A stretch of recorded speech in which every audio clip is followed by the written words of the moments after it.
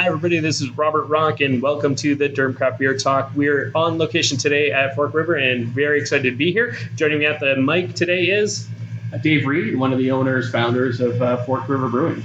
So fantastic to be here. I told you before we started, all of the breweries that I've sat down to before, I've had a chance to sample their beers ahead of time. So this is a first for me. I'm just sampling you guys for the very first time, and I have a lovely flight in front of me. So I'm pretty excited to dive into the beers and look for a separate post that I'll talk about the beers that I tasted while I was here. But just getting into this and getting started, the OBAs were, a couple of weeks ago now, and I know you guys were lucky enough to bring home 2 awards. So tell me a little bit about the win for the gold and the bronze at the OBAs. Yeah, we our Oracle, which is it's a barrel-aged sour Belgian triple, which are pretty. It's kind of a lot of things there, but it's sort of a classic Belgian triple, right? Aged on white wine barrels, and we add in our house lacto and Britannomyces mix to sour that. Right. Give it close to a year on the oak to just sort of mellow out. So you're aging that for a year. Yeah, it's all primary fermented out, and then we do a secondary aging on oak. So it's not fermented in the oak, but those bugs take a long time to kind of chew at some of the sugars, sort of round out some of the alcohol, and really makes a nice sort of wine hybrid kind of thing. Right. A lot of the white wine fruity notes, which goes with a Belgian triple. You get some musty, fruity, very spicy notes kind of thing, and they work really well together. Oh, that's fantastic. And our coffee porter took home a bronze, which is a fall seasonal for us with the LCBO. Right. I always joke it's the stimulant and depressant at the same time, so it's yin and yang. That's good. Pretty classic, sort of American porter, some nice roasty, robust, chocolatey base to a little bit of sort of toasted, almost nutty. Right. And then we actually add in cold steeped coffee in there as well. So locally roasted coffee. And are you adding that towards the end of the process? We add it in the bright tank, so it's never actually cooked. Oh, I see. Okay, perfect. So you get really that strong coffee flavors come through. Nice. So, we joke if people like chocolate and coffee, it's kind of the perfect beer for them. So. Awesome. That is fantastic. So I know when people are listening to this, it will be after the Canadian Awards, but you'll be there this coming weekend for the Canadian Awards as well. Yes, we will. So, yeah. Awesome. So looking forward to that weekend as well. Yeah, it should be a lot of fun. We get a lot of brewers together with some beer. So. Now I know in last year's, you performed really well at the Canadians as well. Canadian, we've historically done well at the Canadian. We have 3 gold medals with our 2 core beers, both have won gold medals, our Blonde Ale and our Rye Pale Ale. Our Windigo, which is a bourbon barrel-aged imperial stout, has also taken a gold. And lastly, last year we received a silver for Dead Parrot, which is a barrel-aged. You're kind of probably sensing a bit of a theme with a lot of our non-sort of staple beers being barrel-aged. You may do a little bit of a barrel program. We have a little bit of a barrel for a fairly new brewery. It's a bit of an obsession, I guess. So, right. Something we love to do. But our Dead Parrot, which is an old English ale, it was aged for over a year actually on red wine barrels with local sour cherries. Okay. As well to kind of really work complementary there. So that one will be being re-released as well in the near future. So we're kind of really trying to develop that barrel program where we sort of have regular reoccurring releases with some of our products. So. Right. Well, and it does take a while with a barrel program, right? For sure, so if you are leaving them in barrel for up to a year, obviously you need a couple of years to really be able to build that program up to make sure building a barrel float. I mean, we have last fall we released a Flanders Red, which was a 1-year barrel aged sort of classic Flanders Red aged with lacto, Britannomyces, Pediococcus, so the whole gamut. This year we'll be releasing that again, but it'll be a blend of 1- and 2-year-old aged Flanders. We actually held back. It was tough to do. We held back a bunch of barrels to blend in this year. So now, I know I like to usually start a little bit of history, but we're right in this conversation about the barrel. For a relatively new brewery, just coming up on the 4 years, and we'll get back to that in a second.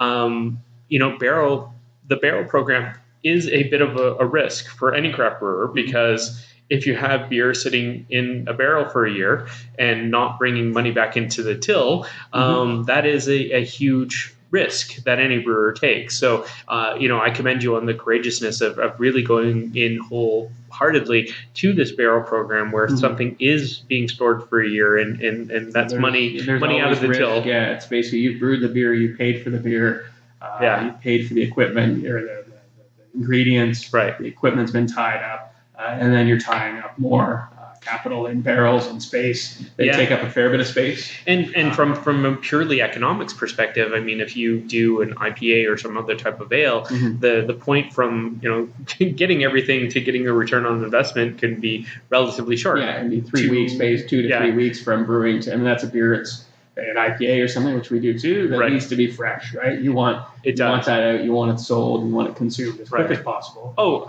for sure, right? But that's the thing, right? So it's immediately, you're also, if it's sold, you're hopefully getting paid as well. So right. So without the barrel program, you could have maybe 5 or 6 cycles of having those IPAs come in and out. But coming back to the brewery itself, I mean, it's myself, Dave Reed, Stephen Nazarian, and Andrew Peters. Right. We're the 3 owners. We have no outside investment. Right. We're completely self-funded. There's no third party kind of saying you need to make a Coors Light or something like that. No silent partners that are looking for the money. Exactly. It's about the quality. It's about quality of the product. Right. Myself, I'm an engineer. We're all home brewers originally. I'm a professional engineer, worked in automotive and beverage space for quite a while. Steve and Andrew, they're both PhD and masters in microbiology, which is pretty handy to have. That is a solid mix lineup. Enthusiastic. We all met as home brewers kind of thing. So we've kind of taken those backgrounds and rolled into so career. Let's segue in on that and dig a little bit deeper. So starting out as a home brewer, so obviously coming from a place of passion when it comes to beer. So take us through that journey of what got you home brewing, and then what got the 3 of you together to launch a brewery. Yeah, it's a good story. Basically, like I started working as an engineer in automotive in late 90s, quickly moved over to Europe, to England, and we had a plant in Italy and Germany, which they've got a few beers there. But after late 90s and we were all pretty much in university at the time, wasn't that much of a craft beer scene in the province. We had Brick, Wellington. There was the Glatt Brothers in the city in London. Great Lakes, exactly. There wasn't certainly nowhere near what was even 4 years ago when we started. So, my background and experience in beer was as a university student was whatever's the cheapest and most plentiful kind of thing. Being naive to the ways of the world. But quickly moving over to England, kind of realizing that, hey, there's all these amazing British styles and German beers, things that maybe you never saw represented here. And then moving back to Canada for work, it was actually one of my designers who basically said, you like an English bitter or mild or Scotch ale or these types of beers. Right. He's like, I homebrew. I'm like, wow, that's cool. I need to find out more about this. Tell me more about this. So as an engineer, there's certainly lots of transferable skills into making beer. And that's basically in 2003, 2004, when I started homebrewing in my apartment building with a pot on the stove. Right. Doing extract, quickly jumping into all grain, quickly jumping into building, pilot, brew house in my garage kind of thing. And then I met Steve and Andrew through, there was a now defunct Southern Ontario Brewers Guild that the SOBs mostly out of Toronto. I met through them that they were doing grain purchases through Amsterdam, basically putting a feeler out on the board. Then I'm muling grain back from London. If anybody needs their stuff hauled, then let me know. And I met them. We kind of, again, all passionate about homebrewers, kind of similar. They have a science background, my engineering background, kind of meshed, that we started sort of doing group brews together. And then eventually none of our jobs were particularly secure. And, basically, honestly, my wife basically just said, shut up and open a craft brewery because you keep talking about it. And you're going to be pissed off if somebody else does it, or look back and wonder what could have happened. So back in 2012, basically, talked to Steve and Andrew, like, what do you guys think? This is kind of the business model. This is kind of the costing. This is kind of what we kind of maybe need to do. We need to figure out, obviously. And that's when Forked River was basically founded in the spring of 2012, and basically in the backyard over a beer. All good things happen in a backyard over a beer, right? Definitely. So conceived in 2012, When do you actually start putting out your first beers? Yeah, 2012 kind of definitely spent a lot of people ask us, well, how do you start a craft brew? Like figure out your business plan, and who you want, your identity, your strengths, your weaknesses, figure out what's going to work, what's not going to work. So we basically spent a lot of time into the summer of 2012, late summer kind of planning and business plan. It was basically in the fall of 2012 we took over some space in the building we're currently in, and then started basically setting up, arranging. We've got to deal with the federal government, the provincial government, the local government. Ordering equipment, spending money, spending our own money basically. So we obviously had a vested interest to make sure we spent well, and building out the brew house. Right. The brew house we use it's about 10 barrels. I basically spec'd out the equipment and built it myself, certified it myself. Again, transferable engineering skills. That's good. The refrigeration systems built. We ordered basically 2 15-barrel fermenters, a 7-barrel, and a bright tank. Right. And by end of May, our first kegs rolled out basically of the next year. So that's great. Yeah, so fairly quick. And then we basically rolled out, opened up our retail store the next weekend kind of thing. Right. Immediately sold out all the beer we had packaged. We didn't really know. We didn't know what the demand would be. It's been a long time since there was an operating craft brewery in the city. Yes. How many people are going to come out to an industrial park in East London to line up to buy beer? So it turned out to be quite a few. And I hear this story again and again from when people, sort of start out. It was like, well, we were kind of trying to be a little bit conservative, have no idea how quickly we're going to move the product. And over the course of a weekend, we're like, shit, we're out of beer type of thing. Yeah. So we've always been kind of definitely conservative planning sort of with beer availability, production schedules, not overcommitting.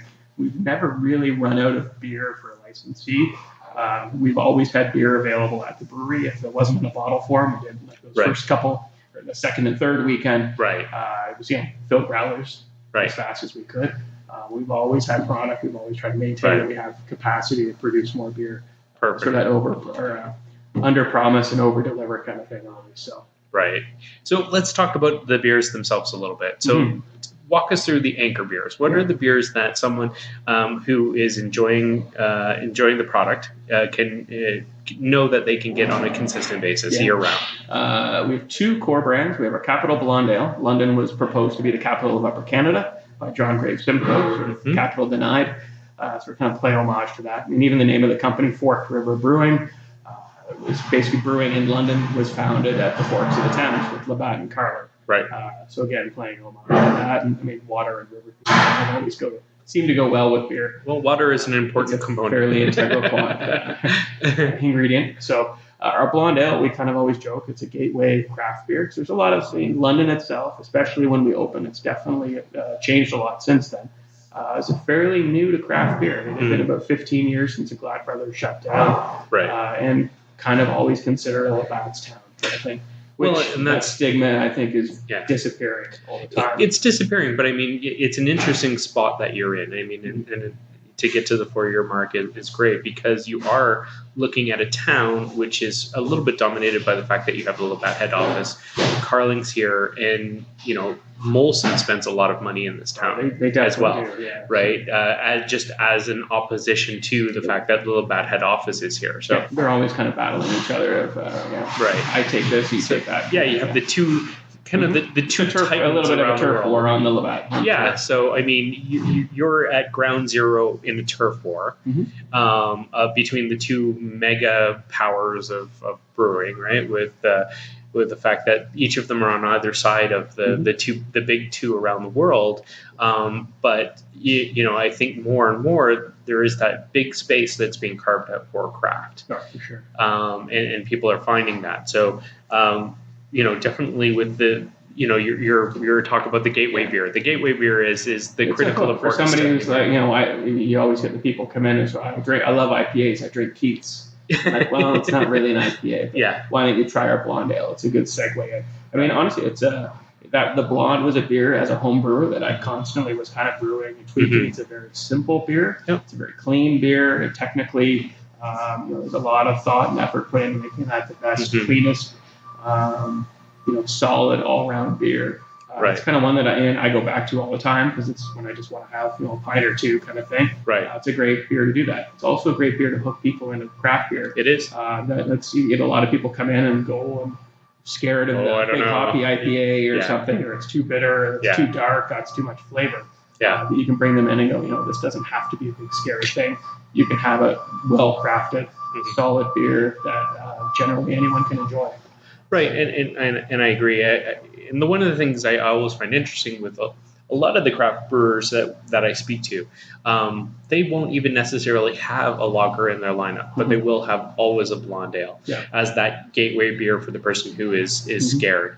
Do you find lager is a bit of a disappearing art when it comes to a style? I think you're going to see, as far as on like new trends and stuff, like German, Czech Pilsner, maybe possibly even American style Pilsner, is a big new thing I think that's coming out. Do you think that's on the horizon to make a big comeback? The trick is they take longer to make. Yeah, right. It's like double or sometimes double the time. Double the time, right? Exactly. So, yeast, you need more yeast because all of these things combine.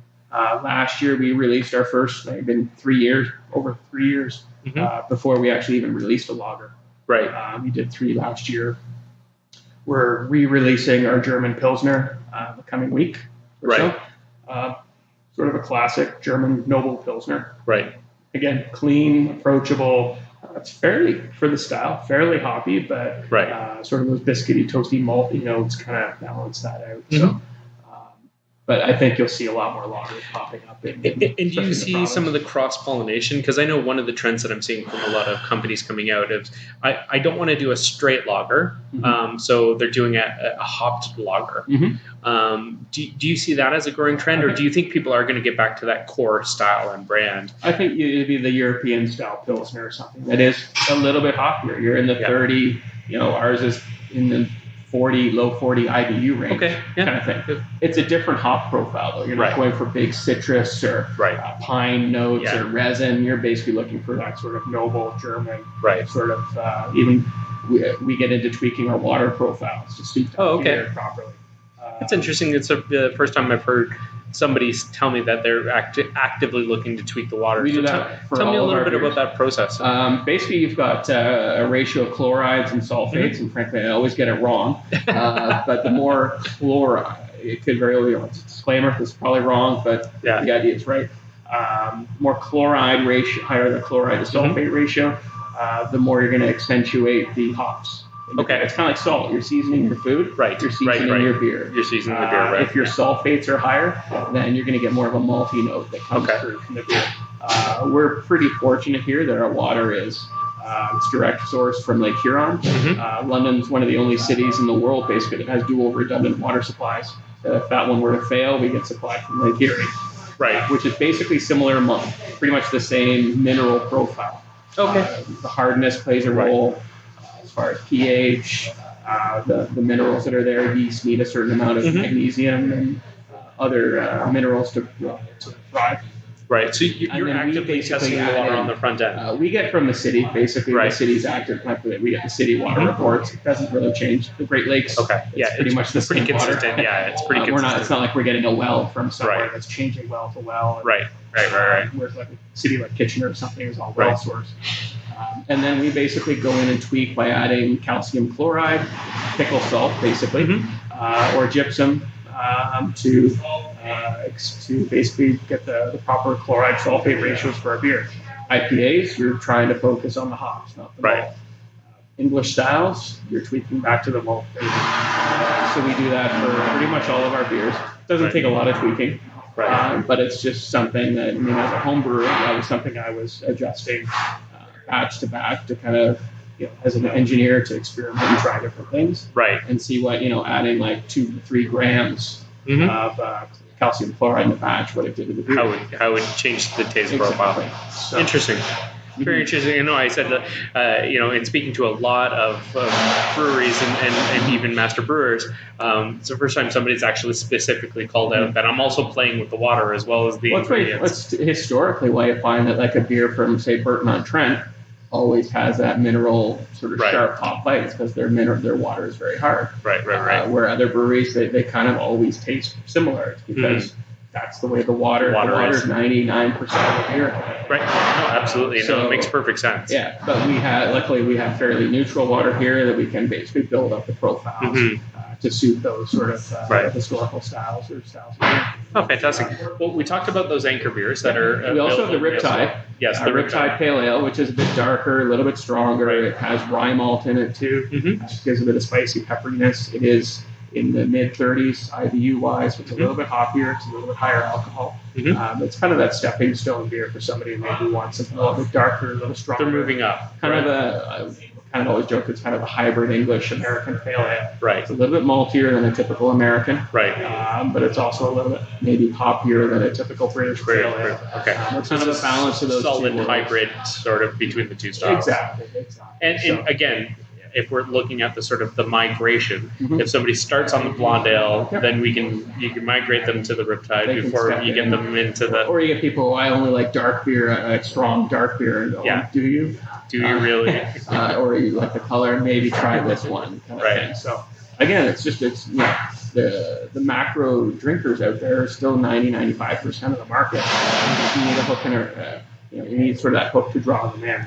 Yeah, no, absolutely. Both those beers are available in the liquor stores. They're in bottles right now. They will be switching up to cans pretty soon. Okay. So it's a bit of a packaging shift that we're going through right now. Right. But again, kind of opens and they do up hear for that a lot. Grocery stores are looking for cans. Right. LCBOs they won't say it directly, but they are looking for cans. They prefer. If you look at their buying habits, they're buying a lot more cans. Yeah, and beer store obviously. And beer store is definitely heavily can based. Yeah. So So we're definitely that's a sort of. We thought that change might be 2 years down the road. Turned out it was a whole lot closer than we thought. So it's happening faster than maybe originally planned for. Yeah. So, which is I think it's good. It helps with logistics, colder in space. It's lighter to ship. Right. It's quicker to recycle. So there's a lot of benefits that way. And people say, I don't like drinking out of a can. Well, you probably shouldn't be. Whether it's a bottle or a can, you should be pouring out your box. Well, and I think a lot of times people have that thought in their mind, and it's a bit psychosomatic because there used to be maybe some sort of residual metallicness 10, 20 years ago, but the cans nowadays are all lined at this point. All lined if you're drinking out of the can, you are touching the lid, which isn't. The outside, it may taste like aluminum because you're lifting aluminum. Right. So, but if you're pouring that out into a glass, there shouldn't be any difference between the two. Definitely not. So those are the two core anchors, but you have a very healthy seasonal one-off sort of program. So we do, and we have basically at this point, moving a little bit back and moving forward, we have 3 seasonals that run seasonally, obviously, and go through the LCBO outlets as well. Right. For the summer, we just released our Mojo, which is a rhubarb wheat beer.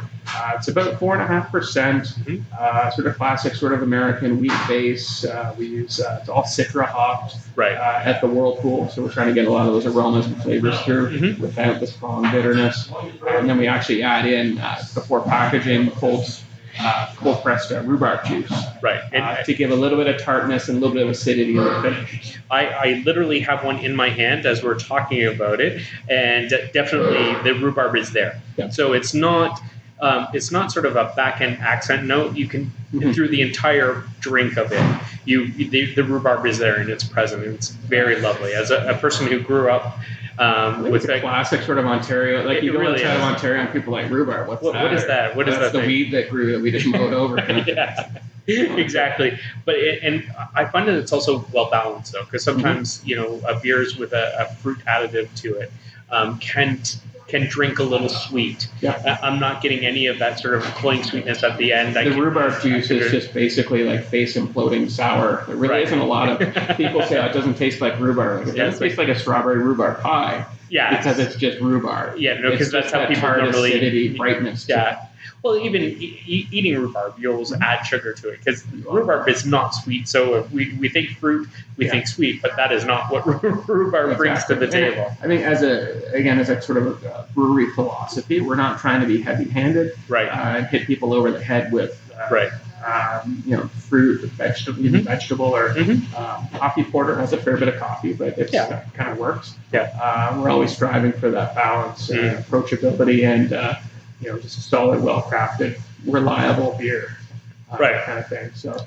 But I mean, where I personally, and just myself personally, I wouldn't necessarily find anything that has a fruit additive to it as something that was sessionable.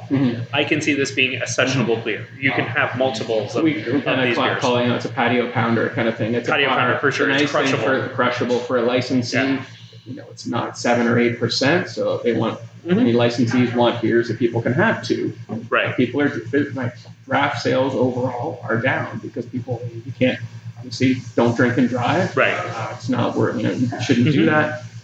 So people aren't going out having 5-6 beers. It's let's have less of more. But a lot of the craft brewers are also creeping up the alcohol level as well, right? So we're seeing beers which may traditionally we drank that were in the sort of 4%, maybe the 5%.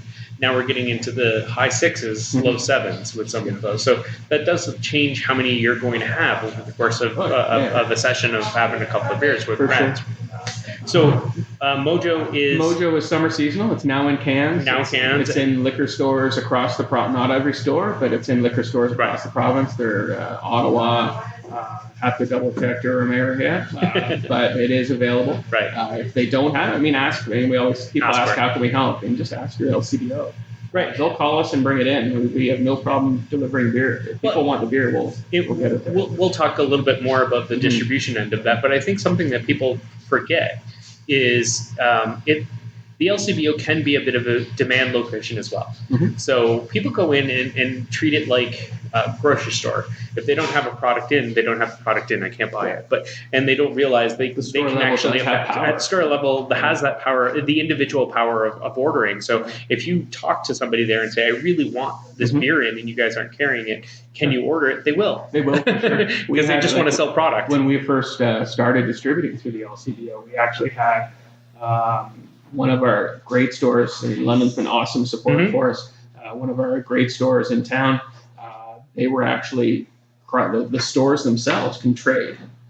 Store to store can trade product or sell product. Right. So we actually had one of the stores in town delivering beer to Ottawa on our behalf. Because all of a sudden we look on the LCBO website, we're like, how the hell did the beer get in Ottawa? It's like, I don't know, we didn't deliver it. Did you deliver it? Who was in Ottawa? And then we go find out, it's like, why is Paul taking so much beer? Right. He's taking an awful lot. And it's like, he's like, I got my buddy up there. He wanted to try some beer. So I sent him some. He sent some my way. So, what an awesome internal support structure. That is fantastic, for sure. As much as sometimes we give the LCBO grief, there's a lot of good that happens too. So, a lot of good can happen there at that level as well. Yeah.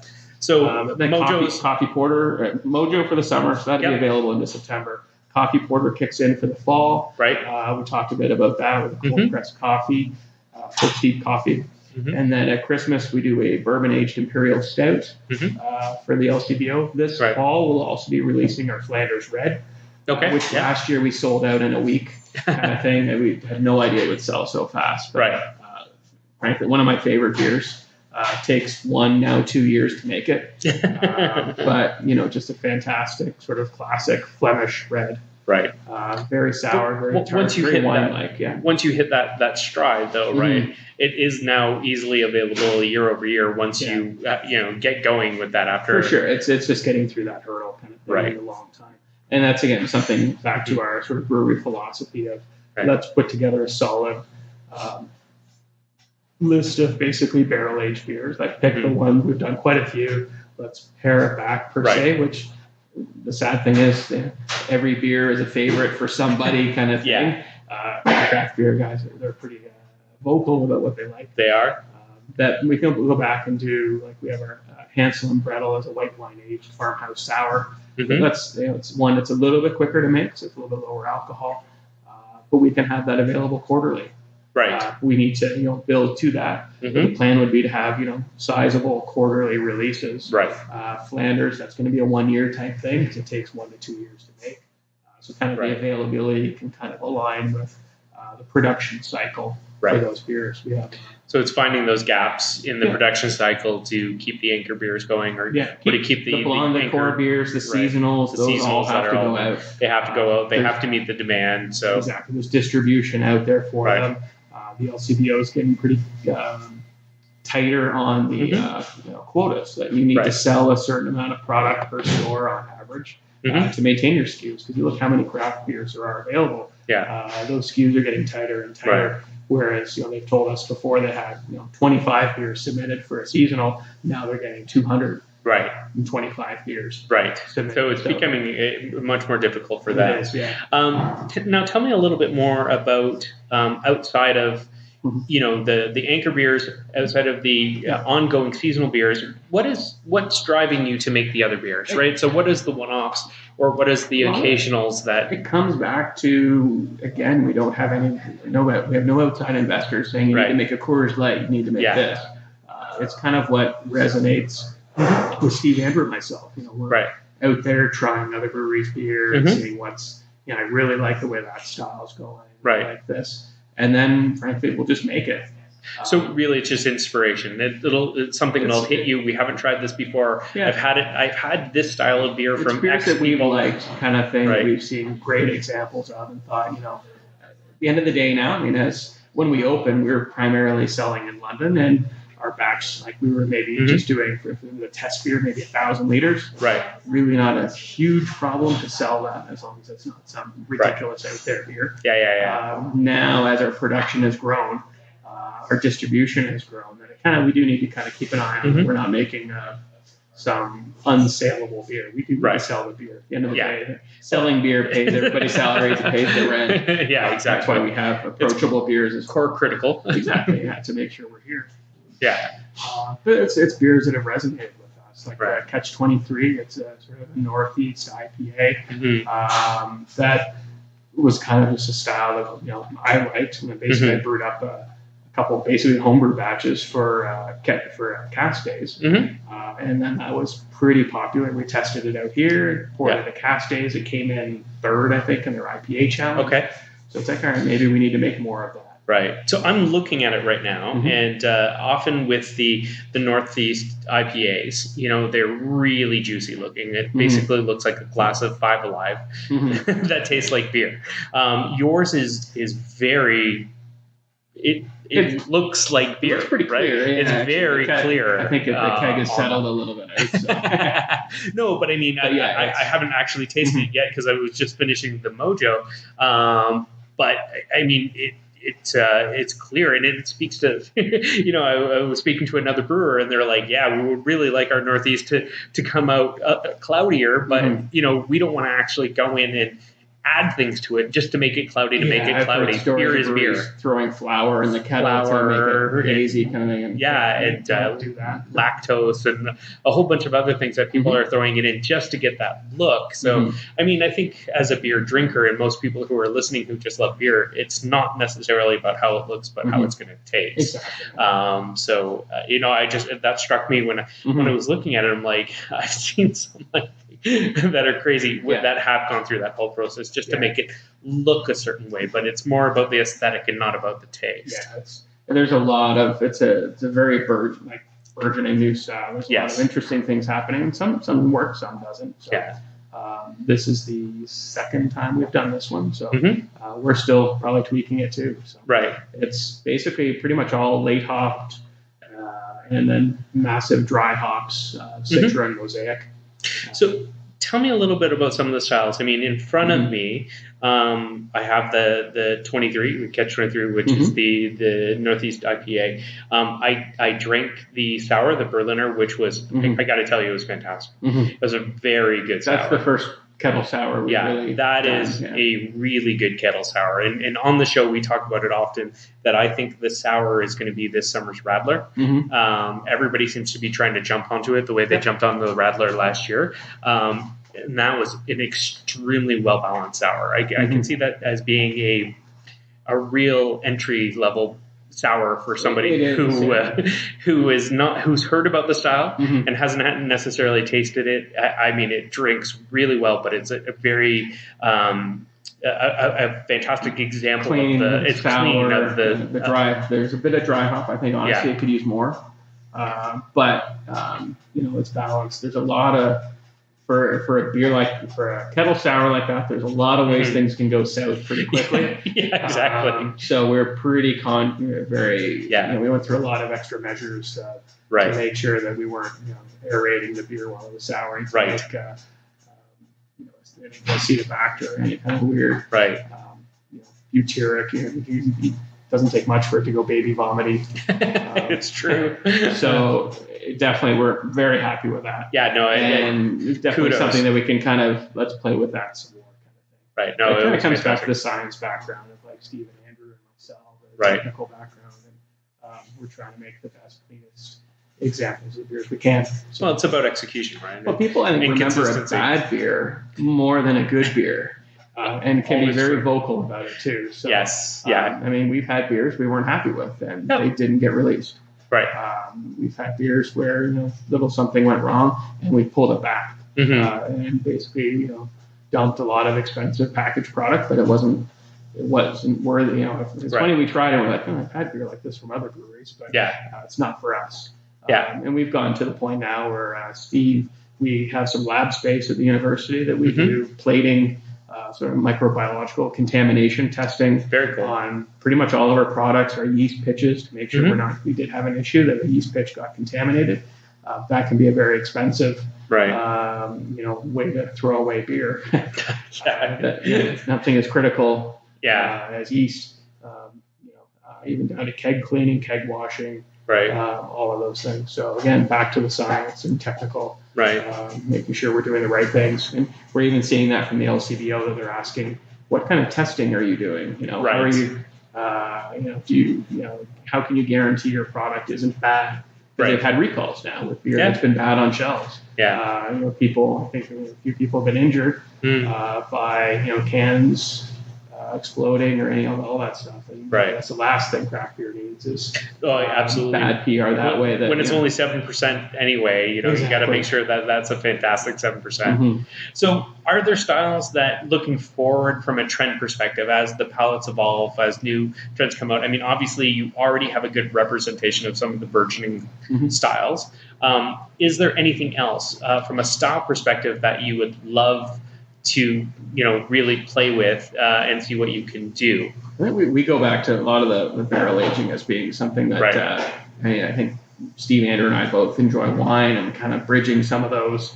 My cousin's a master sommelier, kind of bridging the taste profiles, bridging those profiles, and we have a lot of luxury in being able to do that and not having to. Sometimes it maybe doesn't make financial sense to do it. We do it for the love of it, and I think that resonates with customers. The kettle sours, definitely I see something that's getting into doing a little bit more of.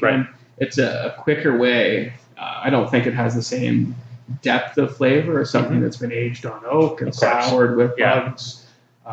But it has that appeal that we can do it a bit faster. There's quicker turnaround. We're not sitting 6 months, 10, 12 months and going, I don't really like it. This didn't turn out. It's not getting any better. Sometimes the beer goes into the barrels and you're like, it's not I don't like it right now, but let's give it some time. Happens. And most of the time, things work themselves out. But sometimes you're like, that barrel, we'll take that one out. And you have to go and sample. A barrel-aged beer release for us isn't one barrel. It can be 20 plus barrels. We have to, the hard job of going through and sampling every barrel and saying, that one, like for our bourbon stout, that shouldn't be sour. That barrel's gone. And you're dumping 200 liters of beer that you sat on for X number of months, kind of thing. So, you have to try, you blend them down. It takes a long time. The kettle sours is something you can do. You can mix it up. It could really take fruit, or like you could do. There's lots of different variants. Absolutely. So sour is definitely something. Sour beers, hoppy beers are always popular. They seem always popular. We definitely see a bit of a trend away from some of the higher alcohol versions, like double IPAs. That again, back to licensees that. I can't pour in a 9% beer. I'm not doing a 20-ounce pour of a 9% beer. I have to pour a smaller one. And, I'm to keep the price point down. Keep the price point accessible, and then also not be serving 3 standard drinks in beer Exactly. to somebody who's going to get everything they can drive. Right, because I only had 2 It's pints. just not responsible. So, Right. Exactly. So definitely see that. We've done this year some collabs with Sawdust City, with Great Lakes, with Wellington. That's a lot of fun. Well, I know when I did the interview with Troy at Great Lakes, you guys got name checked repeatedly through that conversation Awesome. because of the collaboration that you guys have been doing, and I think Troy respects what you guys are doing a lot. So it's nice for you guys to name check them back without knowing. Well, it's funny that Steve, Andrew, and I are all Western grads, and then we did the collab with Great Lakes, and then I think it was at the Craft Brewer Conference last fall. I was talking with Mike Lackey, and he's a Western grad. Oh, right. So I was like, all right, everything comes back to London. It's funny that generally it's like one step or something away from somebody having a relationship to somebody in London. Right. Which is pretty neat. So we talked. The community's a lot of fun. So I come out of automotive, I get beat up over a nickel on a part kind of thing.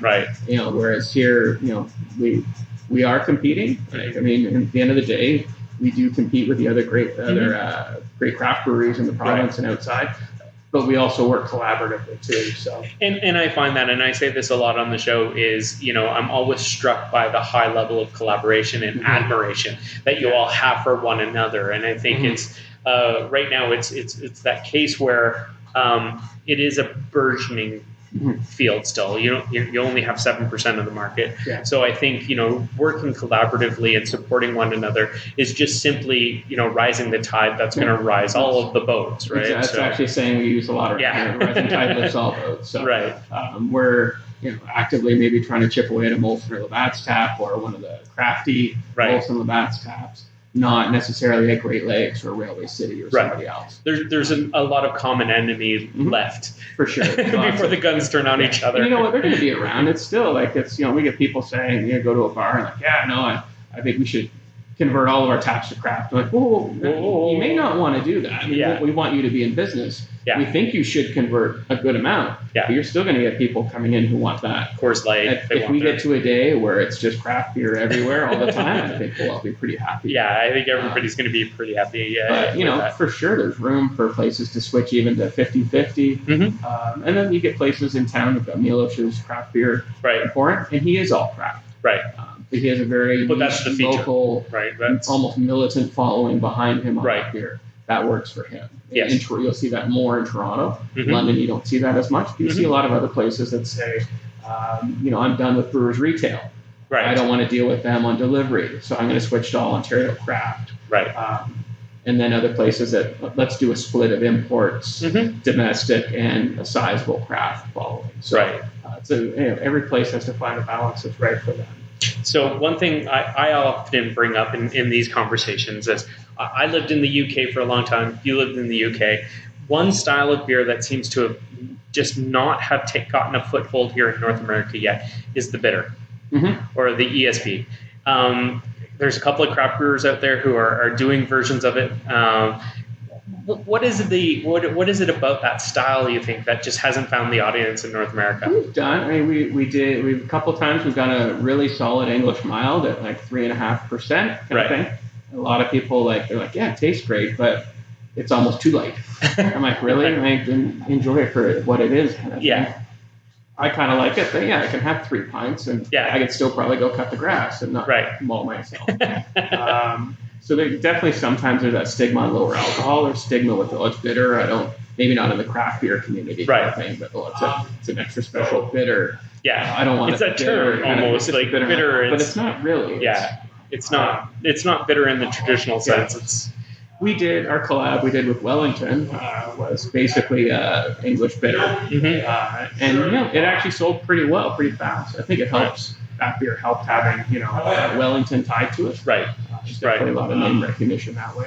But from a broader perspective, where we see things like, obviously IPAs are dominant and lagers and ales and sours are growing and things like that. But it just seems as though that style just can't catch and go. I think you're right. It doesn't. It hasn't really hit a critical mass kind of thing. Yeah, or it's not there's something always that people looking for them, and I think you see.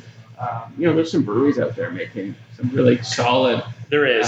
And kudos, and they sell them, and that's great. Yeah. And we do them from time to time. But frankly, ESB always kind of hits the radar, and they're like, maybe we'll do something else, or we'll get to that kind of thing. Well, I always joke that when I talk to a brewer, ESB is always number 4 on the to-do list, right? And you always know that whatever's in number 4, it's almost never you get to. You don't get a chance to get to it, right? So it's on the radar, but it's like, I got to do this one first. I mean, I loved, when I was living in the Midlands area, and it was like cask beer everywhere, really solid examples, and then you come over here, that's what opened my eyes, because there's more than just drinking like Wildcat or Kokanee or the crap that was available in the 90s kind of thing. Exactly. So 4 years down, tell me about the next 4 years. Yeah, I mean, I think we have grown in our space that we have. We're probably getting tighter on space equipment-wise. I hope we're running out of things to buy, because it'd be nice to kind of settle in the groove.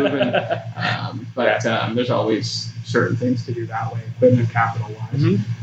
But we still have capacity, headroom, although this time of the year it doesn't feel like we have any, because we're brewing like mad to get summer beer out for the summer kind of thing on the shelves. But I mean, we're 4 years down the road that people are, I think everybody here, there's 14 employees now that, they enjoy what they're here because they love it, not because they have to be here, but they enjoy what they do. That people are, we're trying to be very employee focused, we treat people well. Again, they love why they're here, love the beer, and are ambassadors for us, kind of thing, which is the greatest thing. 4 years down the road, hopefully we'll probably move to looking to set up another, expand the production brewery. Now, what would you be looking for in that new facility? Would it still be an all-in-one, or are you eventually looking to sort of separate and have a production facility and that sort of tap room, brew pub kind of thing? We definitely, I mean, our business plan to start was we're a production brewery, and our direct sales might be 10%. It's never been 10%. It's always been more. So that we will need to basically set up a production brewery with possibly 4 years, maybe looking at we do a tied house or something where we can kind of work together, production brewery and a tied house can work together. It's tough to set up a fairly large production brewery in a spot that's good for a tied house. So this year definitely fighting a lot of battles that way. So and you don't really want to. It's tough to compromise one for the other. And I do hear that when I'm speaking to people about the future, it's like, well, we'd like to have all one place, but it's kind of hard to find something that will support the future growth that we're hoping for, as well as a full sort of bottle shop and tasting. I think that's why you see like Amsterdam, right? I mean, they moved from the down off Lakeshore they started out as a brew pub. Then they kind of got booted out on Lakeshore, set up Leaside as a large scale production facility pretty quickly, and then set up the brew pub downtown. Now they're opening another brew pub. So you see, I think you always have to be able to handle the production. But there's definitely selling for us. I mean, we stress with our guys here that it's like the best place for us to sell beer is out our front door. Absolutely. A lot of people are getting the freshest beer, the best choice, hopefully the best experience, directly interacting with the employees kind of thing, not it's a third immediate feedback. And that immediate feedback can be extremely telling for someone like yourself when you are making those decisions. What are people saying while they're drinking the beer? And this is the best place for you guys to see that and experience that, because then it's instructive of what somebody is experiencing when they purchase that can in the LCBO in Ottawa. Hopefully what that experience is going to be like, even for them. You're getting that immediate feedback is invaluable. Absolutely. And then you're ideally making the people who come in here.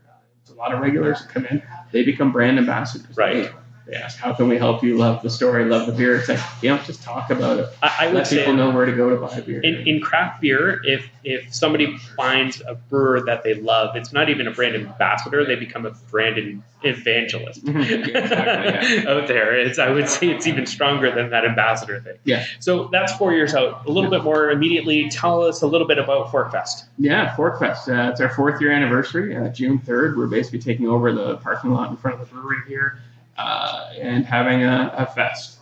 We've never done anything like this, so it's a lot of planning and thought going into this. Hopefully it all goes well.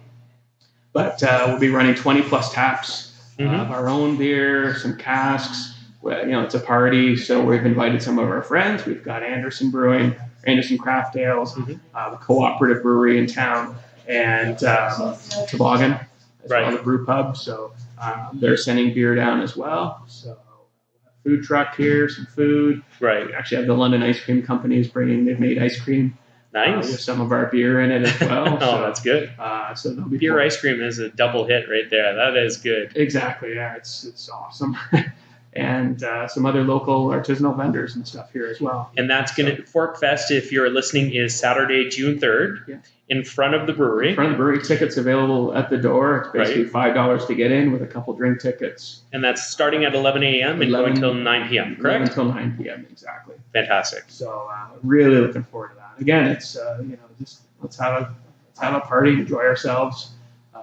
We'll be pouring spectrum of different beers kind of thing. So and an amazing way to come down and try a whole bunch of different interesting new things to somebody that they may have not tried before. It all in one place and is a festival environment. Exactly. There's bus routes here, so they don't need to drink and drive. Close to public transit and food, and just again pray for good weather. But it's the way with any festival, right? Absolutely. Yeah, looking forward to that. We have the Forest City Beer Fest in August, which Aaron Brown's run for 4 or 5 years maybe now. Okay. Great big festival downtown.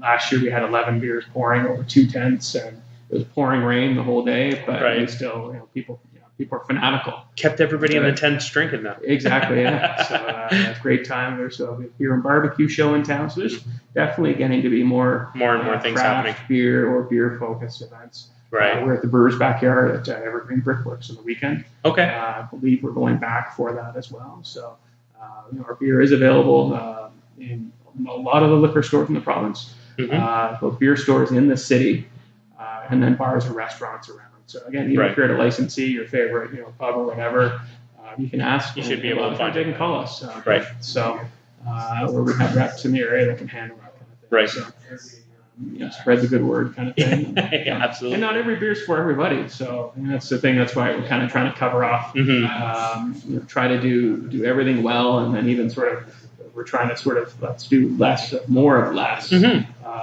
But let's make sure, we've got entry level beers kind of thing for people to try. For sure. As well as how many, we've done a barrel aged Belgian quad, sour quad, and then it's like, this tastes like wine. Kind of thing. But, something sort of out there that people haven't really tried before, certainly in London. Well, and that's the thing. I think it's covering off the basics of getting people in the door and getting them trying something easy and accessible for them, but then also for somebody who has gone on that journey and they are constantly looking for something new or tasting something they've never tasted before. That barrel program on the other end is giving them flavors that are going to be unique, because I think even, from yourself, you would admit that you don't know what's going to come out the other end, because it all depends on the flavor, the barrel itself. We sample. We've had times where we need this barrel aged beer. We're going to pack it out this date, kind of thing. It's on the schedule. A month before, we go through, we're sampling. Right, it's not ready. Push it out. It's ready, kind of when it's ready. And it's having that leniency to almost let the beer dictate itself in those sort of scenarios. Sure. So, you have the blonde ales, you have some of the more accessibles, but then you're at the completely other end of the scale of adventure for a craft brewer. And so you're covering all of the bases to be accessible to everybody and bring something to the table for everyone to experience. For sure, yeah. Well, thank you very much for your time. This has been fantastic and great to finally taste the beer and come in and see the location. So again, thanks for your time and looking forward to Fork Fest.